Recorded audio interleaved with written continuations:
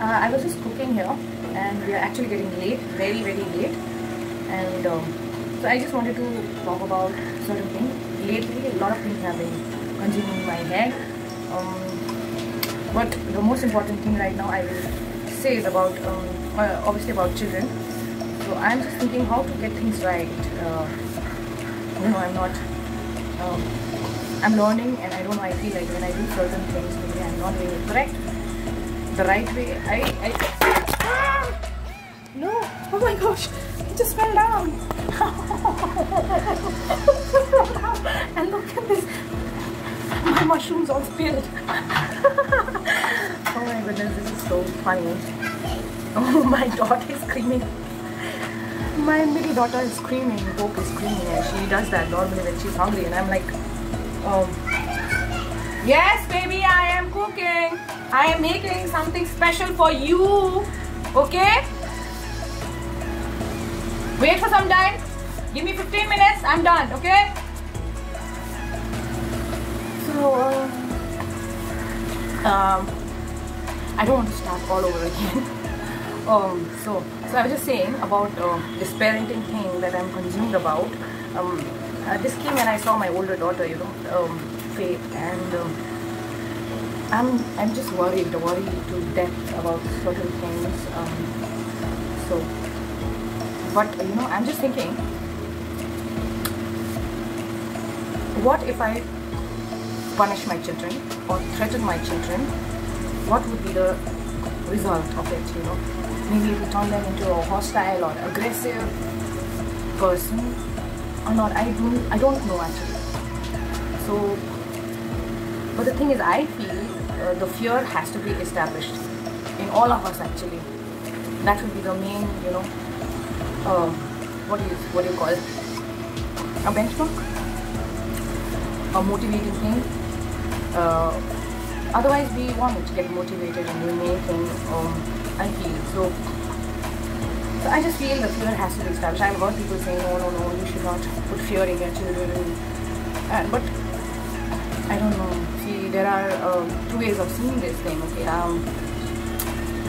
I cannot say for sure that I've tried this. I have a lot of strategies in my head all throughout, but I don't know if I've done this. There are two ways to do this in your house for your children. There are rules and regulations. Everybody has it, rules and regulations, and which they are not allowed to do. Certain things will be there which they are not allowed to do at all. So you mention them. You mention it to them that you are not allowed to do this. Okay? And the second thing is you threaten them or punish them, which could not be too proper, or in today's term it is called as abuse. I just don't know, because I don't know if I followed this. I have had certain rules and regulations, obviously, like everybody, and I don't think it works. I don't think it works when you have certain rules and regulations and when you're talking to them nicely in a friendly way. I don't think it works. I have not seen it in my children. I have not seen it. So I just resort to threatening them or giving them a little pat-pat on their bum. You don't have to do it so wild. You don't have to be an animal, that animal inside you coming out. No, nothing like that. But you could just, I feel like that. I think it is correct. I feel. Otherwise, it's such a taboo subject, abuse thing. So we can't talk openly about it also. But, I don't care. And I feel that for me it is correct, because you have to incorporate, like establish a fear in everybody. And we do follow rules and regulations, right, as an adult. And if we don't follow that rules and regulations, we know that we are going to get into trouble. What is that? That is fear getting established in our head. And those who don't fear, they'll be murdering people. They'll be going about their day and doing things. So you got my point, I guess. So I think the fear has to be established, but not go wild or overboard. And so now the thing is, my main point of saying this thing is, okay, you have established a fear, you threaten them sometimes, you give pot on their bum. Now, what is the effect? What is its effect on the children? And I don't know actually. I don't know, because they have not grown up as such that I can see all the result or the consequences, I don't know, but as of now it works. Okay, it works. That fear in competition works. And but then here's the thing: if you keep incorporating fear and putting pressure on children, and only if you do that, it's going to have a bad effect. I feel it's going to have a bad effect. So what you need to do is, what I do is personally, I tend to remember, I always remember that I need to show them love by saying I love you. As simple as I love you, that would be enough. Maybe during the day, even if you do once, if you're very busy, even if you do once, that's alright. And if not once, you could do 5 times, 6 times a day.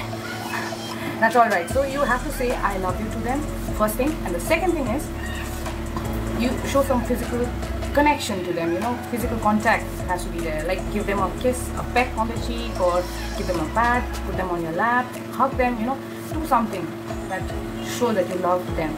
So this thing you have to establish in their heart as well. Fear is there, and then again, my parents love me no matter what. That thing has to be established in their heart. And that is my main thing, because I believe in EQs to be established in children right from young age, because whatever you see, the adults that you see us, yeah, right? So whatever you see in us right now are the results of what you were as a child. It makes sense or not? So that's what I feel. And either you have messed up your brain, or you become like really great people. And I'm talking about messed up brains, okay? Because it's going to affect them a lot in their life.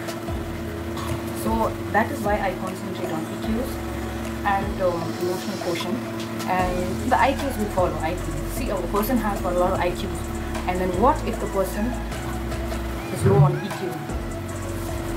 What if that happens?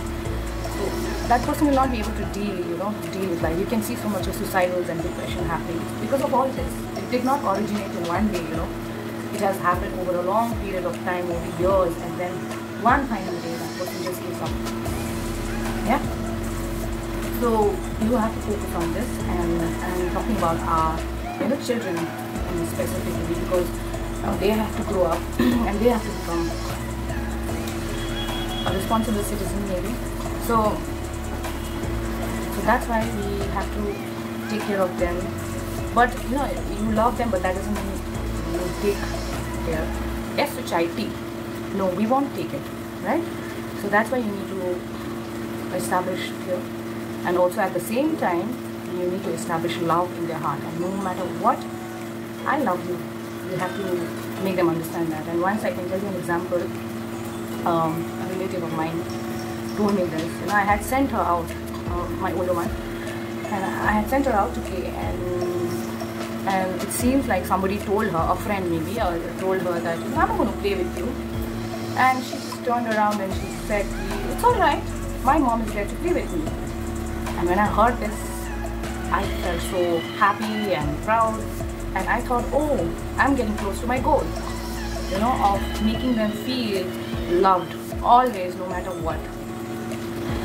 So so this is my goal, okay? As a parent, this is my goal, that I'm going to make them, build their confidence and push them, love them, but at the same time, I will not take crap. I will not take misbehaving. I will not do it.